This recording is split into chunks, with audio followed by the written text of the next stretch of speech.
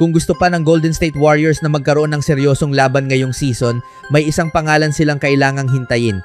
At hindi ito bagong trade acquisition. Hindi rin ito isang rookie. Ang tinutukoy natin ay si Jimmy Butler. Dahil habang papalapit ang bagong season, may isang malaking tanong na nakabitin sa Warriors, kailan nga ba talaga makakabalik si Jimmy Butler? At magiging pareho pa ba siya kapag nakabalik na siya? At mas nakakainteresante ang sitwasyon dahil mukhang hindi lang simpleng injury recovery ang tingin ng Golden State sa pagbabalik ni Butler. Para sa kanila, maaari itong maging parang pagkuha ulit ng isang NBA star sa kalagitnaan ng season. Bakit? Dahil sa kasalukuyang estado ng roster ng Warriors, napakalaki ng magiging epekto ng pagbabalik ni Butler. Pero bago natin pag-usapan kung gaano siya kahalaga, kailangan muna nating tingnan kung nasaan siya ngayon. Si Butler ay kasalukuyang nagpapagaling mula sa torn ACL, isang napakaseryosong injury na naging dahilan para ma-miss niya ang malaking bahagi ng season. At isang bagay ang malinaw, hindi siya inaasahang makakabalik agad sa pagsisimula ng season. Ang eksaktong petsa ng kanyang comeback ay hindi pa rin malinaw. Pero may magandang balita, wala umanong naging major setback sa kanyang recovery hanggang ngayon. Wala ring naiulat na malaking restriction na pumipigil sa kanyang rehabilitation at may ilang senyales pa nga na posibleng mas mabilis ang kanyang recovery kaysa sa unang inaasahan. Dito nagiging interesting ang lahat dahil kung tuloy-tuloy ang kanyang progress, posible raw na makabalik siya bago ang trade deadline. At para sa Warriors, napakahalaga ng timing na iyon. May mga players tulad ni Kevin Durant at Jason Tatum na nakabalik mula sa katulad na injury sa best case scenarios. Pero hindi ibig sabihin na pareho ang magiging recovery ng bawat player. Magkakaiba ang katawan, magkakaiba ang edad, at magkakaiba ang injury history. At para kay Butler, hindi na siya nasa early stage ng kanyang career. Kaya kahit sabihin nating magiging successful ang rehabilitation niya, may posibilidad pa rin na kailangan niya ng mas mahabang panahon para bumalik sa dating rhythm. At maaaring hindi agad natin makita ang dating Jimmy Butler. Maaaring mas mabagal siya. Maaaring limitado ang minutes niya. Maaaring kailangan niyang dahan-dahang hanapin muli ang kanyang conditioning.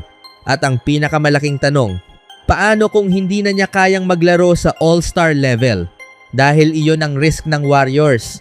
Kung healthy na si Butler bago ang trade deadline at competitive ang Warriors, baka doon sila maging agresibo sa trade market. Maaaring sabihin nila, may Curry kami, may Butler kami, may chance kaming lumaban, kailangan lang namin ng isa pang malaking piece.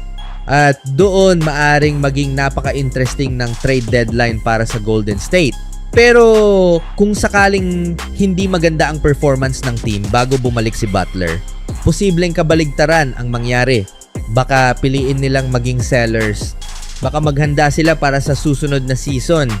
At baka isipin nila na hindi sapat ang kanilang kasalukuyang core para makipagsabayan sa mga nangungunang teams sa Western Conference. Kaya sa totoo lang, ang comeback ni Jimmy Butler ay maaaring makaapekto hindi lang sa kanyang sariling career, kundi pati sa direksyon ng buong Warriors franchise. At iyon ang dahilan kung bakit napakalaking story nito. Hindi lang nating hinihintay kung kailan siya makakabalik. Hinihintay natin kung anong klaseng Jimmy Butler ang babalik. Kung makikita natin ang dating aggressiveness niya, kung maibabalik niya ang kanyang defensive intensity, kung kaya niyang maglaro ng mataas na level nang hindi naapektuhan ng injury, at kung makakatulong siya kay Stephen Curry na dalhin ng Warriors pabalik sa playoff picture, maaaring maging napakalaking comeback story ito. Pero kung hindi, maaaring mapilitan ng Warriors na aminin na hindi sapat ang pagbabalik ni Butler para ayusin ang lahat ng kanilang problema. Kaya isang bagay ang siguradong dapat bantayan ng NBA fans. Huwag lang nating tingnan ang petsa ng kanyang pagbabalik. Tingnan natin kung paano siya gumagalaw. Tingnan natin ang kanyang conditioning. Tingnan natin kung gaano karaming minutes ang kaya niya. At higit sa lahat, tingnan natin kung kaya pa ba niyang maging iyong Jimmy Butler na kayang baguhin ang momentum ng isang malaking laro. Dahil para sa Golden State Warriors, ang comeback na ito ay maaaring maging simula ng kanilang season o maaaring maging dahilan para malaman nila kung kailangan na nilang gumawa ng mas malaking pagbabago. At para kay Stephen Curry, maaaring ito na rin ang isa sa pinakamahalagang comeback na hinihintay niya.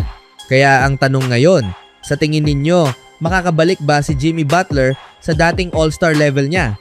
o magiging limitado na ang kanyang laro pagkatapos ng ACL injury. Sa ibang balita naman, Klay Thompson sa Miami Heat. Sa unang tingin pa lang, parang isang napakalaking pangalan ang nadagdag sa isang team na ngayon ay may bagong superstar na si Giannis Antetokounmpo. Pero may isang tao na ayaw nating masyadong ma-excite at nakakagulat kung sino siya. Isa sa dating pinakamalapit na teammate ni Klay Thompson sa NBA ang Warriors legend na si Draymond Green. At may isang importanteng mensahe si Draymond para sa lahat ng Heat fans. Huwag ninyong asahan na makukuha ng Miami ang dating Klay Thompson. Kamakailan, naging headline ang Miami Heat matapos nilang kunin si Thompson kasunod ng buyout nito mula sa Dallas Mavericks. Sa papel, napakalaking addition nito para sa Miami. Dahil kung may isang bagay na kailangan ng Heat matapos nilang makuha si Giannis, iyon ay shooting. At sino pa ba ang mas kilala sa 3-point shooting kaysa kay Klay Thompson? Pero bago natin sabihin na solved na ang problema ng Miami, may malaking dahilan kung bakit kailangang maging realistic ang expectations. At iyan mismo ang gustong ipaalala ni Draymond Green. Ayon kay Green, hindi niya gusto kung paano pinag-uusapan ng ilang tao ang move na ito na parang ang Klay Thompson na pupunta sa Miami ay iyong parehong player na nakita natin noong 2017 o 2018. Dahil kung ganoon ang magiging expectation ng fans, maaaring si Klay mismo ang mapunta sa alanganin. Sa madaling salita, huwag ninyong hintayin ang prime Klay.